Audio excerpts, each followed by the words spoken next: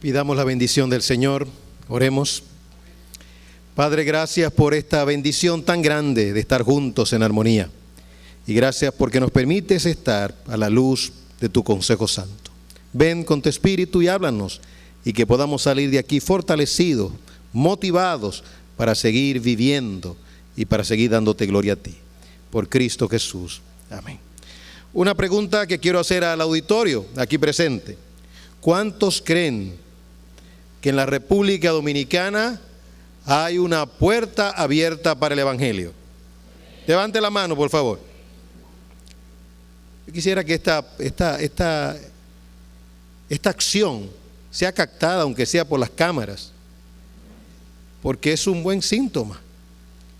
¿Cuántos de los que están aquí creen que en la República Dominicana hay una puerta abierta de bendición para el Evangelio? No tenemos la menor duda. En el libro de Apocalipsis dice nuestro Dios, hay una puerta que nadie puede cerrar. Simple y llanamente, cuando Dios abre, no hay quien cierra. Y cuando Dios cierra, no hay quien abre. Un líder político dijo que en política precisamente hay cosas que se ven y cosas que no se ven. Pero no es solamente en la política, es en la vida. Hay cosas que se ven y hay cosas que no se ven. Y las cosas que no se ven son más poderosas y más influyentes que aquellas cosas que se pueden ver y que se pueden cuantificar, tanto en sentido positivo como en sentido negativo. Es decir, que esta bendición que hay en la República Dominicana de tranquilidad, y sé que alguien dirá, pero a mí me atracaron, a un amigo mío lo atracaron, pero desde que uno entra al aeropuerto, pues entra, o cuando sale del aeropuerto sale con miedo. Todo eso es verdad. En Estados Unidos las cosas se maximizan. Los dominicanos que están allí, cuando escuchan las noticias, maximizan, porque no se dicen las cosas bonitas y buenas de nuestra nación. Si bien es cierto que hay males, si bien es cierto que hay ladrones, si bien es cierto que hay hombres temerarios, eso no se puede negar. Sin embargo, en un sentido amplio, en la República Dominicana vivimos en un clima, en sentido social, de paz y tranquilidad. Y donde no se impide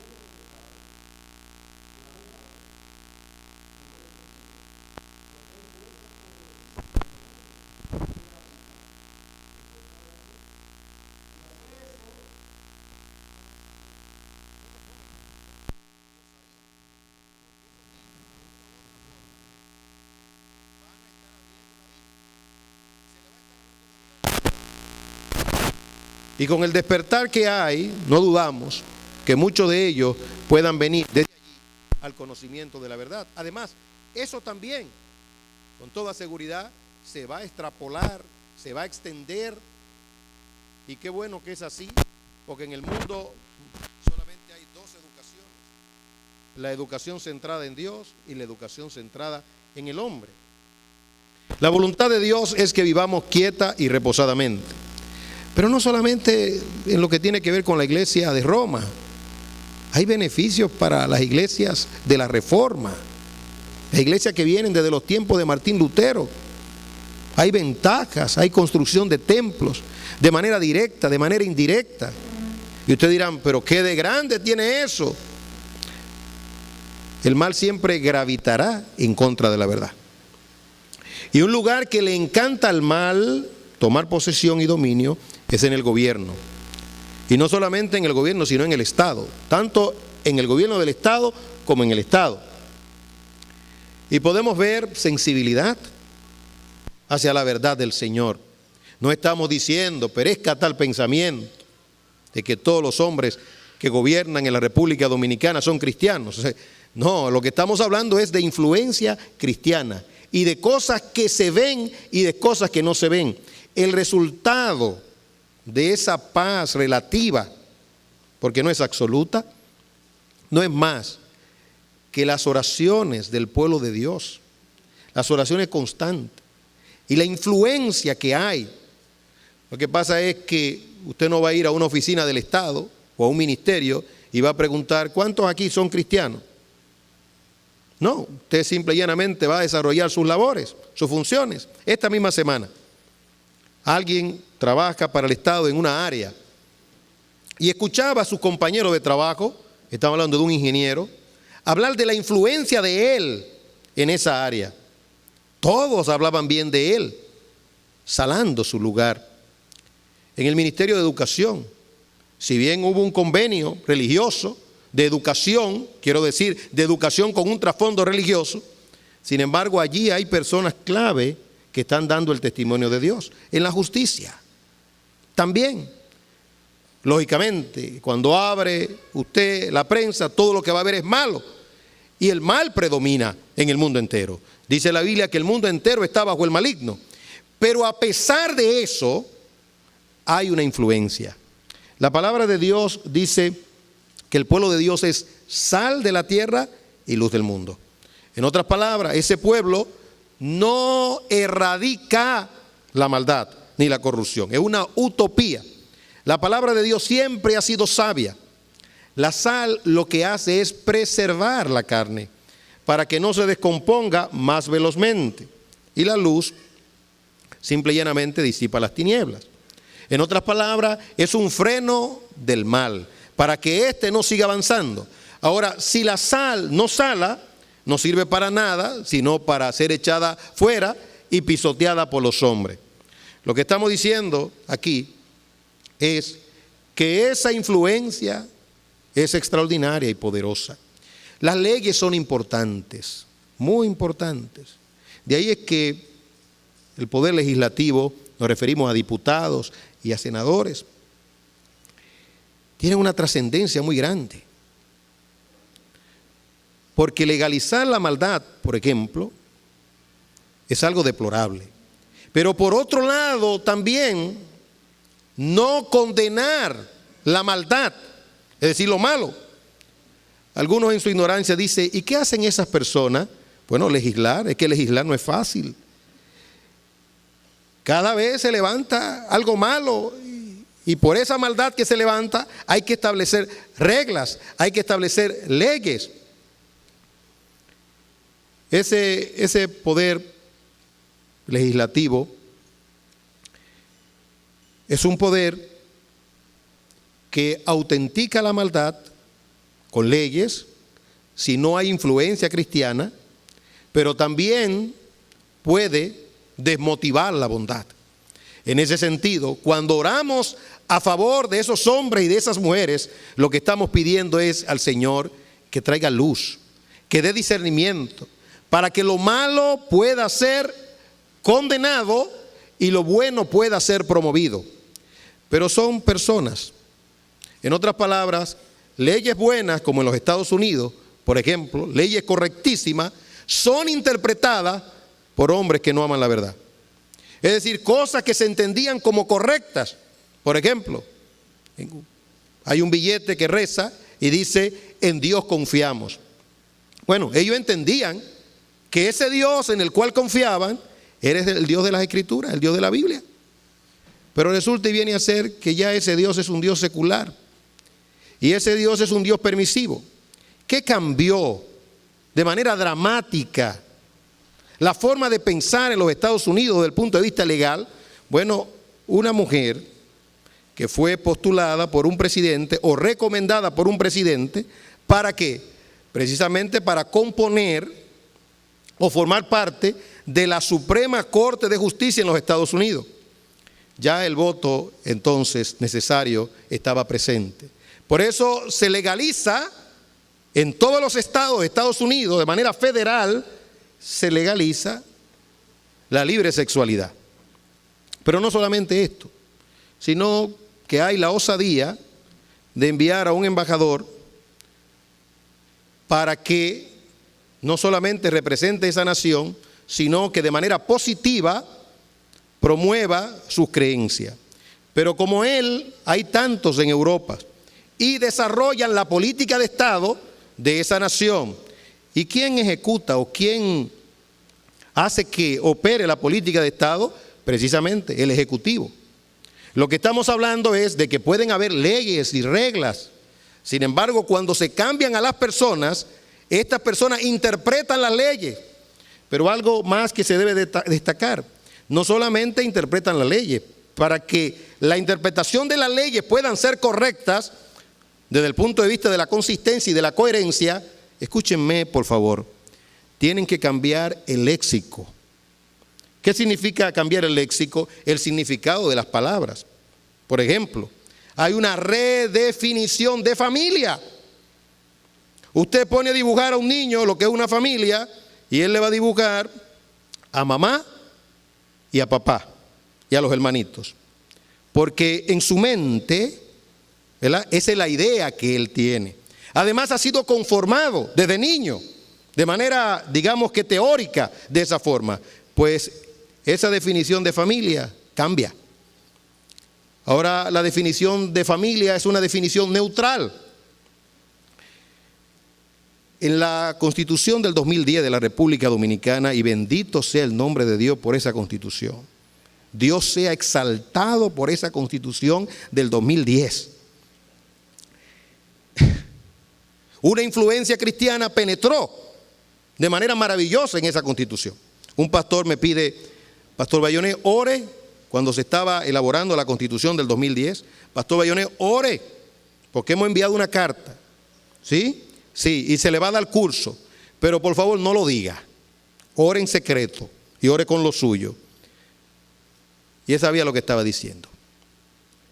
En esa Constitución del 2010 se establece que el matrimonio es entre un hombre y una mujer.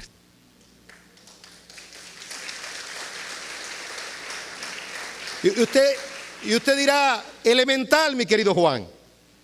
Elemental. Bueno, es elemental para nosotros. Pero dígale eso al representante de los Estados Unidos en la República Dominicana.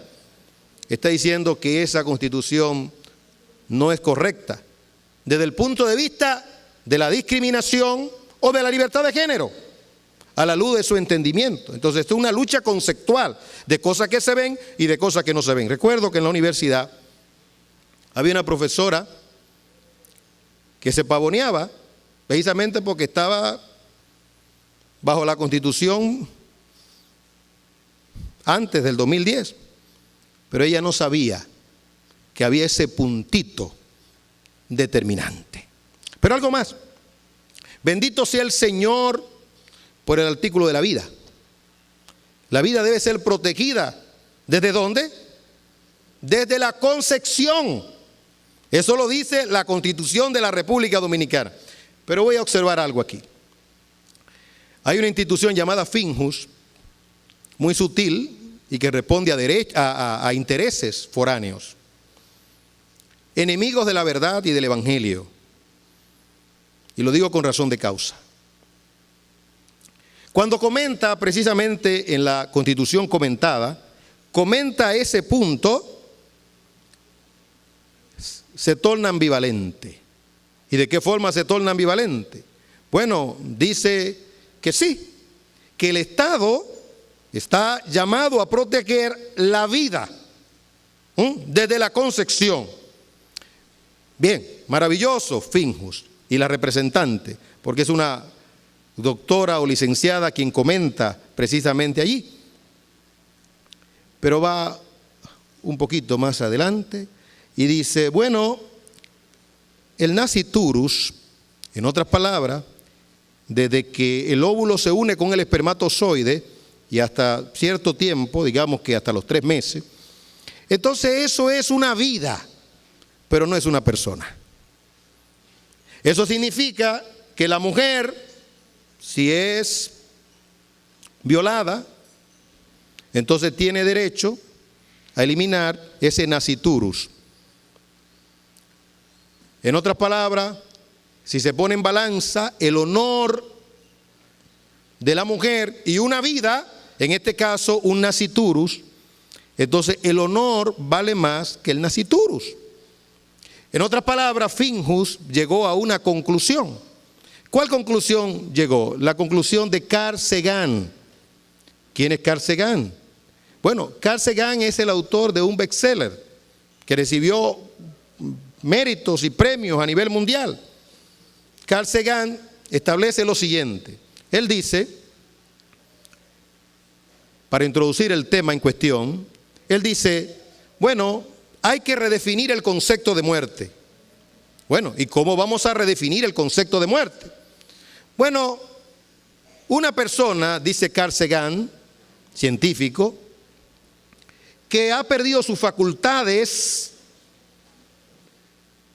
básicas del cerebro, entiéndase sus emociones, sus sentimientos, hasta su memoria, pero todavía en el cerebro logra preservar su respiración y los latidos de su corazón, esa persona se puede decir que está muerta.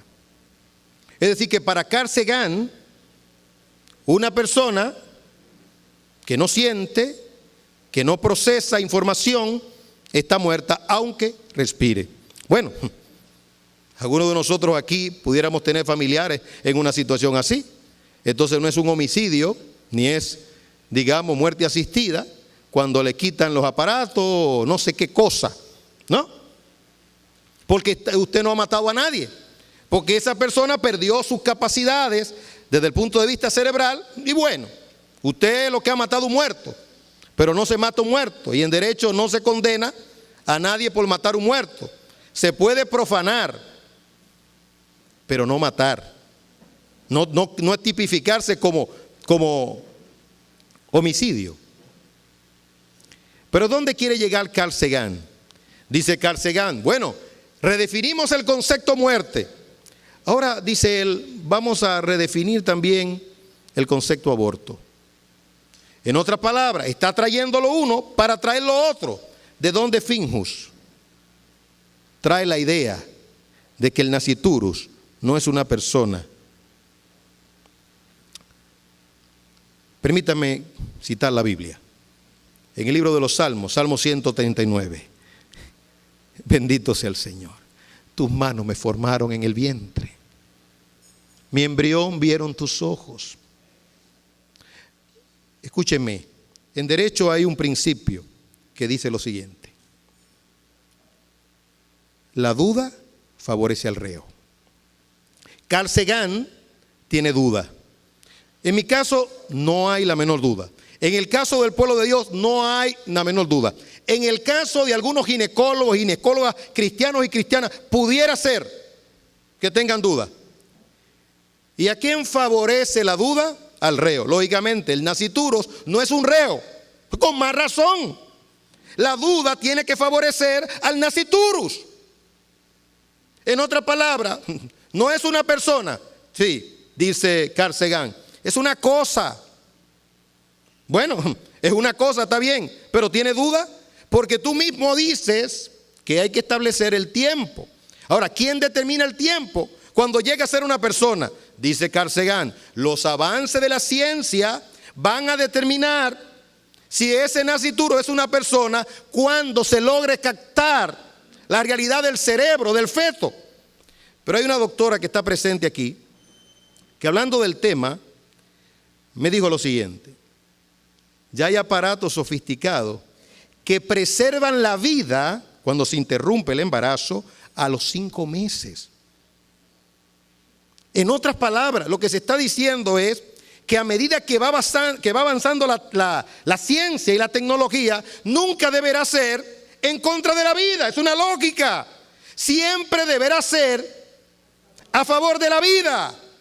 Es decir, la inclinación siempre tendrá que ser a favor de la vida. La duda favorece ¿a quién? Al reo. En este caso, ¿qué juez impondrá una sentencia de 20 años cuando tiene duda del imputado? Ningún juez. Se reserva. Ahora, para un juez poder condenar, tiene que estar seguro. De igual forma, para poder, escúchenme por favor, para poder decir que es una cosa y darle muerte, hay que estar muy seguro. La balanza se inclina a la vida, pero debo observar algo más. A la luz de la palabra de Dios, a la luz del consejo de Dios, cada semilla debe de ser cuidada. La nación de los Estados Unidos de Norteamérica es grande por semillas. Dirá alguien, ¿qué es lo que usted está diciendo? Bueno, cuando salieron de Estados Unidos, precisamente los pioneros, llevaban semillas. Y su gran preocupación, ¿saben cuál era? Si esas semillas podían germinar en los Estados Unidos. ¿Quiénes instruyeron a esas personas que venían desde Inglaterra? Los que vivían allí.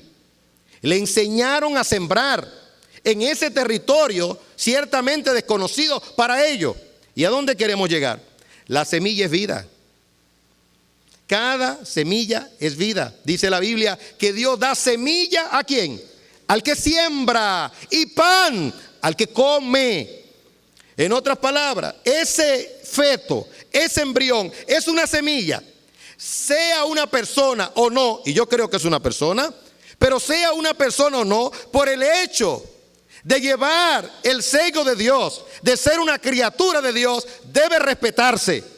A la larga, de lo que se trata es de creer o no creer, de tener fe o de no tener fe. Dice la palabra de Dios que sin fe es imposible agradar a Dios. La iglesia de Cristo es columna y baluarte de la verdad.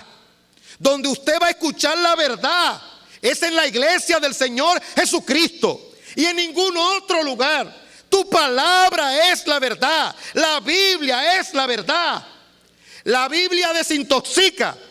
La Biblia no solamente desintoxica, la Biblia también es un descontaminante, es un antiséptico. La Biblia, la palabra de Dios, alumbra. Cristo es la luz del mundo, su palabra es la luz del mundo. Cuando Cristo dijo, vosotros sois la luz del mundo, estaba connotando, me uno al doctor Martin Lloyd Jones, cuando dice, estaba diciendo, ustedes son los ilustrados. Los ilustrados. Creo que hice esta historia, pero la voy a repetir otra vez porque hay caras nuevas aquí. Había un científico que sabía de todo. Y ahí estaba en el bote, humillando al pobre jornalero, que lo estaba trasladando de un lugar a otro. Y le dice, ¿usted sabe de química? No sé nada, señor. Y de bioquímica, mucho menos. Y de bioética, ¿qué es eso? ¿Sabe de filosofía? ¿Conoció a Platón, a Aristóteles, a Carl Sagan? ¿Lo ha conocido? No conozco a nadie, pero ¿y cómo usted puede vivir así sin todos estos conocimientos? El hombre se mantiene en silencio y luego entonces el río comienza como a ponerse bravo. Dice, bueno, señor, aquí hay un problema serio y muy serio. ¿Y por qué? Porque cuando el río se pone así, la barca tiende a voltearse. Y solamente se salvan los que saben nadar. ¿Sabe usted nadar? No sabía nadar. Sabía de todo, pero no sabía nadar. Es decir, los ilustrados de Dios son ilustrados por una cosa. Son ilustrados porque saben el principio y saben el final. Ahora los expertos, a través de descubrimiento de la genética y de lo que se conoce como el genoma humano, se pierden en el horizonte del conocimiento, ¿verdad? Porque como bien decía Philip Jackson en su libro La evolución de Darwin, dice, no voy a hablar como científico, sino como abogado. Y dice él, lo que se trata aquí con Darwin es simple y llanamente un asunto de propósito. Lo que decía Darwin es correcto en muchos sentidos. Lo que no es correcto es lo que él le añadía de él a la ciencia y la contaminaba. Y Jackson decía, el asunto es el propósito. Una creación con propósito o una creación sin propósito. Una creación con Dios o una creación sin Dios. Se necesita más fe para creer en una creación sin Dios que en una creación con Dios. De lo que se trata entonces es simple y llanamente de creer o no creer. Dos líneas paralelas que jamás se van a juntar. No tienen punto de coincidencia. Entonces, en cuanto al origen, es muy sencillo. Dios te hizo. Si el niño te pregunta, sí, Dios me hizo, ¿y quién hizo a Dios? Háblale de la aceidad, háblale de la existencia de Dios, llévale el pensamiento a una gran profundidad. Él es el creador de todo cuanto existe. En el principio creó Dios los cielos y la tierra. El principio es Dios. Y la Biblia dice en Juan 1:1, en el principio era el verbo y el verbo era con Dios y el verbo era Dios. Los cristianos son ilustrados porque conocen su origen y porque viven una vida con propósito. Toda persona que sigue los lineamientos de Darwin, los lineamientos de Karl Marx de Alemania, que siguen los lineamientos de la evolución, la lógica es que caigan en un estado de desesperanza. La Revolución Francesa fue una revolución de sangre, porque fue una revolución sin esperanza. Y los postulados de la Revolución Francesa se han expandido por todo el mundo. Las grandes revoluciones de las grandes naciones que han traído revolución sin Dios. En Inglaterra hubo otra revolución llamada la Revolución Gloriosa. Ahí no hubo sangre. Y hubo una transformación maravillosa en la forma de pensar. Pero pregúntele a un darwinista, ¿cuál es tu propósito en la vida? No tiene propósito, porque no conoce su origen. Está, digámoslo así, especulando. Pero finalmente, los ilustrados son ilustrados por el final. Lo más bueno de esto es el final. En el Salmo 73, en el salmista Asaf, dijo el final. ¿Qué es el final? El final es que los justos resplandecen y los malos son condenados. Que no todo termina con la muerte. Que está establecido para los hombres que mueran una sola vez y después de esto el juicio. Que ha sido absorbida la muerte en victoria. Que el Señor con su poder destronó a aquel que tenía el imperio de la muerte. Es a saber, el diablo. ¿Cuál debería ser la gran preocupación de los científicos? ¿El cáncer? ¿La leucemia? ¿El SIDA? ¿La hepatitis? ¿Las nuevas enfermedades que están surgiendo? No, debería ser la muerte. La NASA invierte en el antídoto contra la muerte. No, es una utopía. Invirtamos mejor en estas enfermedades que nos van a generar grandes dividendos cuando descubramos la química o la fórmula para detenerlo, para contrarrestarlo, por lo menos para aliviar el quebranto o para aliviar el dolor. Es decir, que la muerte, Carl Sagan trata de llevar la muerte desde el punto de vista neurológico cerebral, es decir, del cerebro, y específicamente lo que tiene que ver con el cerebro de la inteligencia. Se va por esa vía, pero algunos dicen, no, la muerte es un concepto filosófico. En Francia hubo un rey en el siglo XIV que dijo, aquí no se mencione la palabra muerte. Yo creo que era un hombre sensato. Y en República Dominicana decimos zafa. Yo creo que hay sensatez. Como hay sensatez también cuando un avión se levanta y estamos tensionados y aterriza y aplaudimos, somos dominicanos. Eso es sensatez y ya estamos llevando esa cultura a otras naciones que lo están entendiendo. Porque como ese pájaro tan grande, ¿verdad?, lleva gente con un peso tan grande y nada lo sostiene. Usted dirá, ay, que usted es un inculto, Pastor Bayonet. Usted no sabe que es que se descubrió en física. Sí, yo sé. Pero sigo viendo todavía ese pájaro volando. Todavía me sorprende el fax. Usted pone una hoja y la hoja sale tintada en otro aparato. A mí me sorprendió, no fue de un estado a otro, me sorprendió de una esquina a esquina la primera vez que lo vi. Digo, eso no es imposible. Eso es imposible. Y ahora tenemos la internet y la televisión. ¿No le asusta la televisión que alguien con una cámara, ¿verdad? Y usted su imagen se ve allá? Pastor, usted está atrasado. No hable de televisión, hable de celulares inteligentes. Mire, ahora mismo yo lo estoy proyectando. Ustedes lo están viendo ahora en California. Mi mamá que está allá. Y aquel amplificó y la mamá lo está escuchando en la Florida. Oh, maravilloso. Todo esto. En los últimos tiempos la ciencia, dice la Biblia, se habían de aumentar. Oh, entonces nos sorprendemos. Pero también perdemos nuestra capacidad de asombro. Lo que está pasando con esos niños es que están perdiendo su capacidad de asombro. Asómbrese. Cuando usted ve el sol en la mañana, diga, gloria a Dios. Asómbrese. Cuando vea el atardecer, asómbrese. Cuando vea la sonrisa de un niño, no lo vea natural, asómbrese.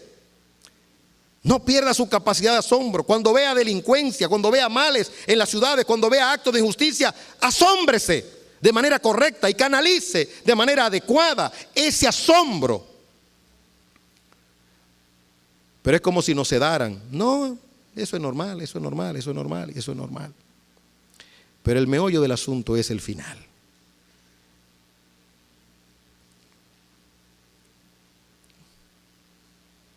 Ahora con el genoma humano, las mentes sensatas van a descubrir muchas cosas. Tendrán que irse a los átomos, tendrán que irse a la descomposición de las moléculas. Algunos dicen, bueno, ¿habrá teletransportación? Yo no sé. Ya uno no sabe nada. ¿Hasta dónde puede llegar el hombre?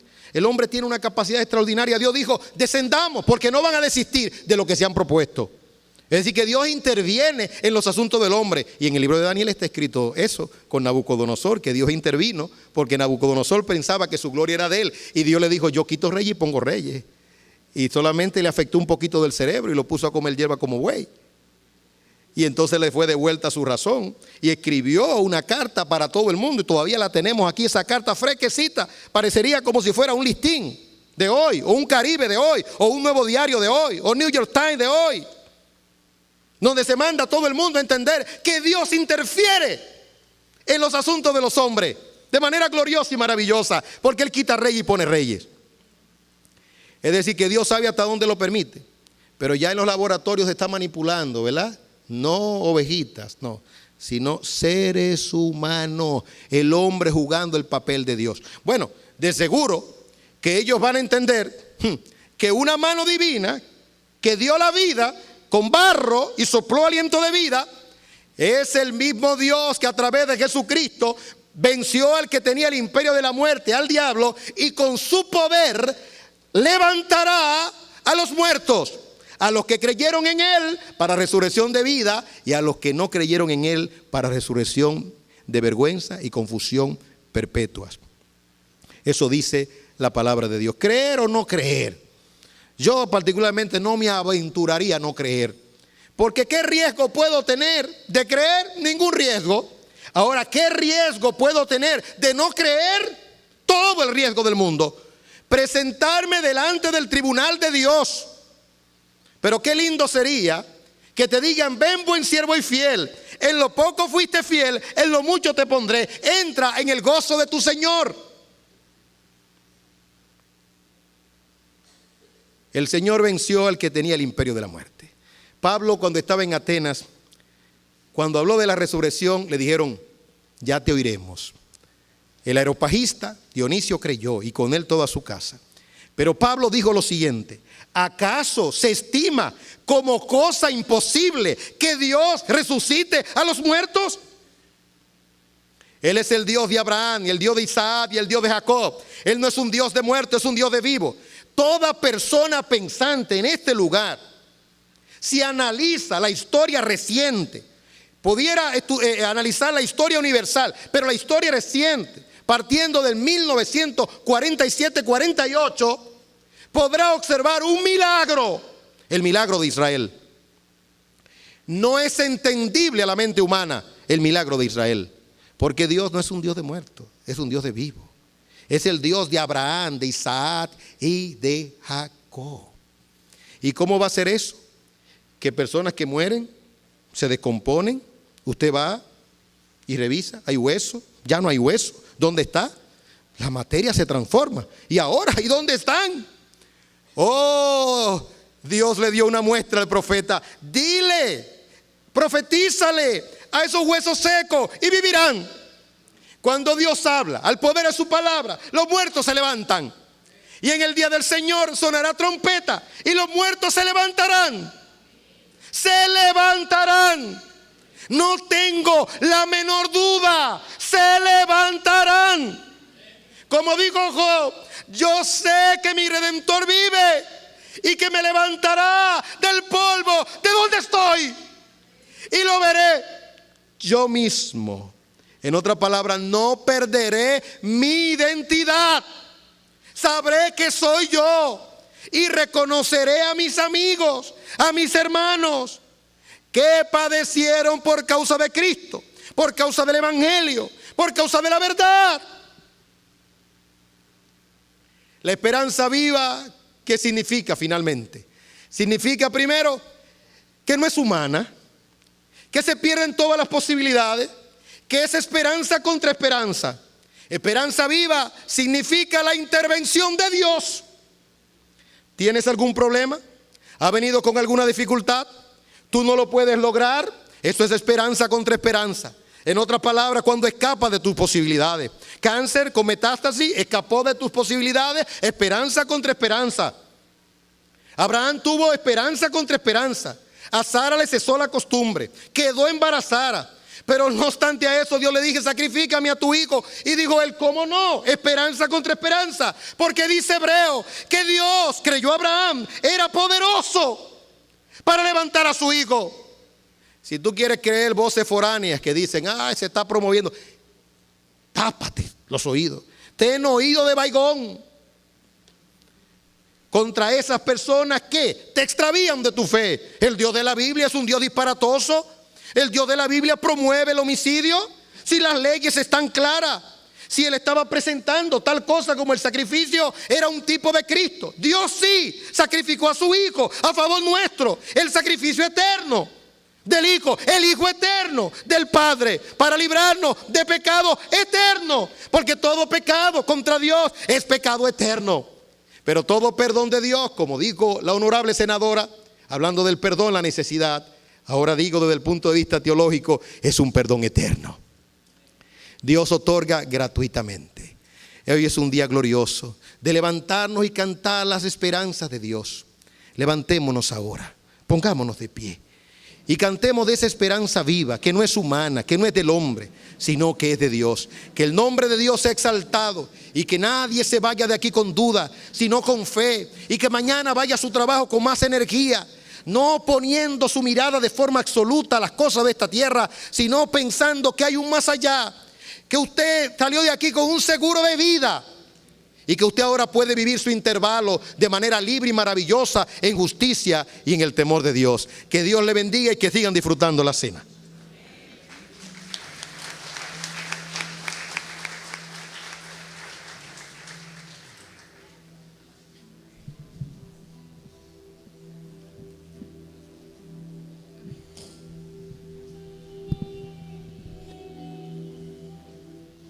Cantemos de que nuestra esperanza gloriosa será resucitar en gloria con nuestro Dios. ¿Cuántos lo creen? Y esto se debe a que nuestro Señor resucitó. Así que lo vamos a declarar esta noche.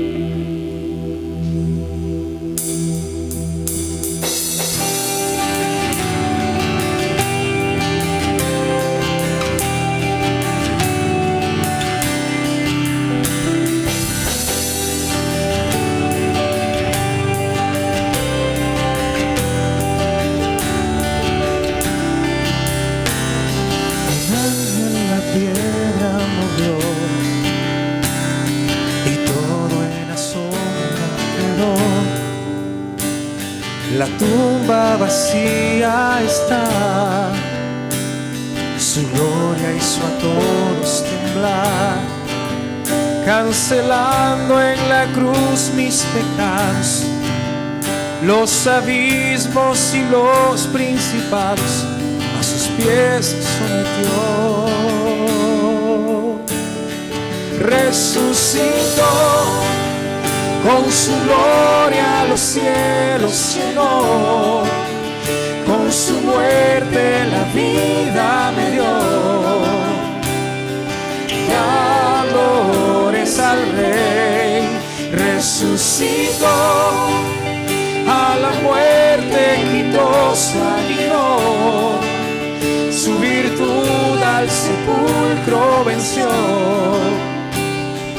Vuelve con gran poder, resucitó.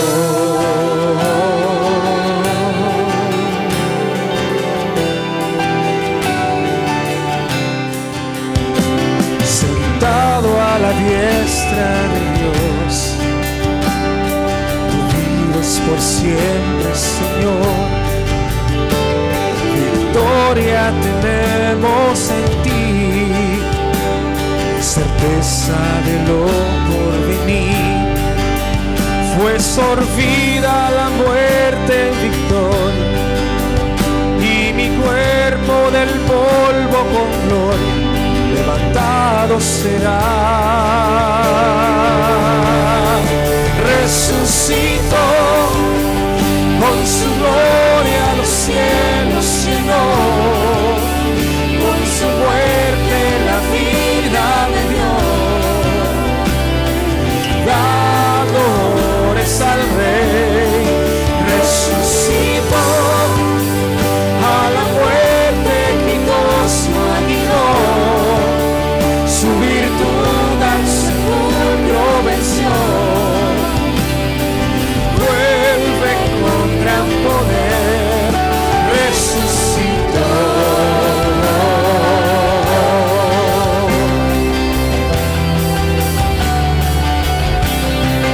Resucitó.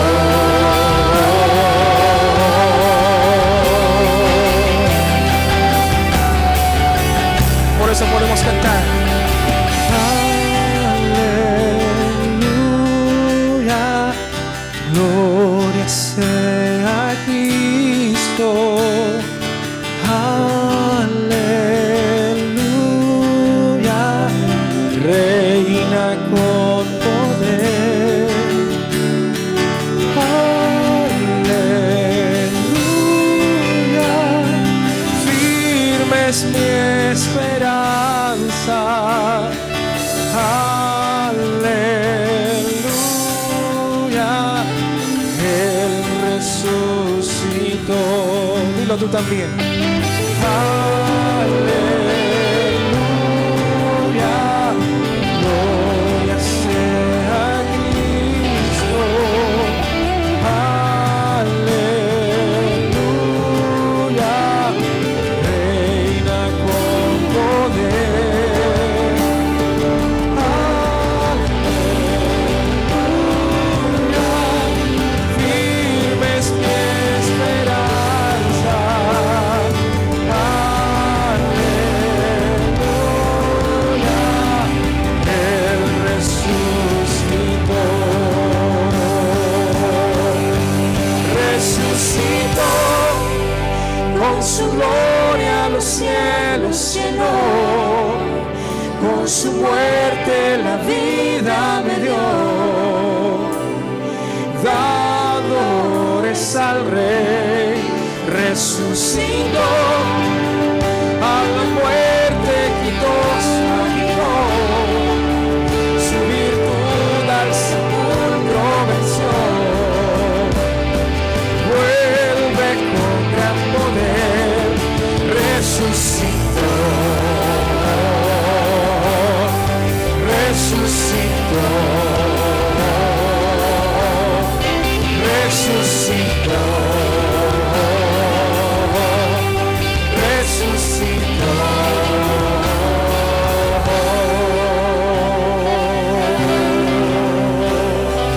Celebra que el Señor resucitó.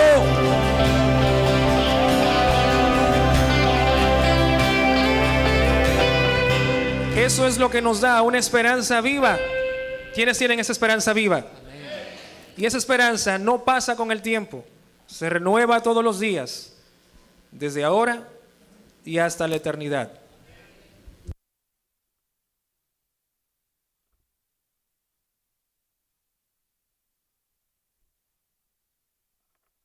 Salgamos de aquí con esa esperanza gloriosa en nuestros corazones, para que todos los días tengamos una razón nueva para vivir.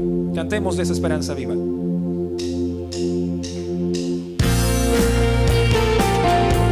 las palmas.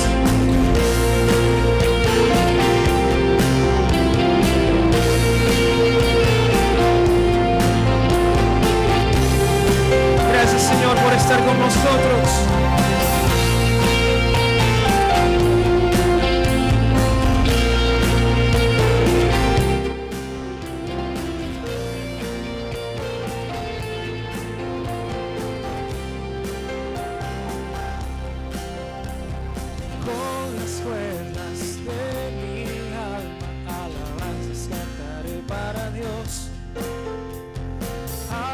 concierto de su gracia, en gratitud alzaré mi canción. En un dueto con el alba cada día te bendeciré. Nuevas tus misericordias, en el poder de tu amor viviré. Estoy completo en Dios, mi gozo viene de Él. En Cristo firme estoy, confiado siempre estaré. Tengo una esperanza viva que me alienta cada día, y en las alturas me hace andar.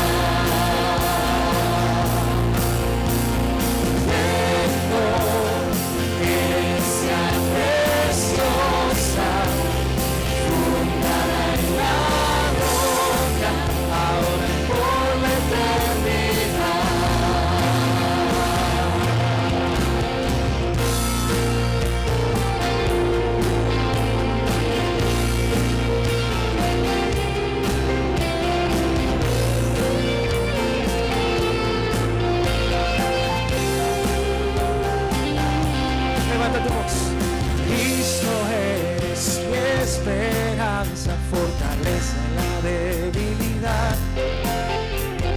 Por tu gracia soy guardado, con mi vida te quiero adorar. Estoy completo en Dios, mi gozo viene de Él. En Cristo firme estoy, confiado siempre estaré.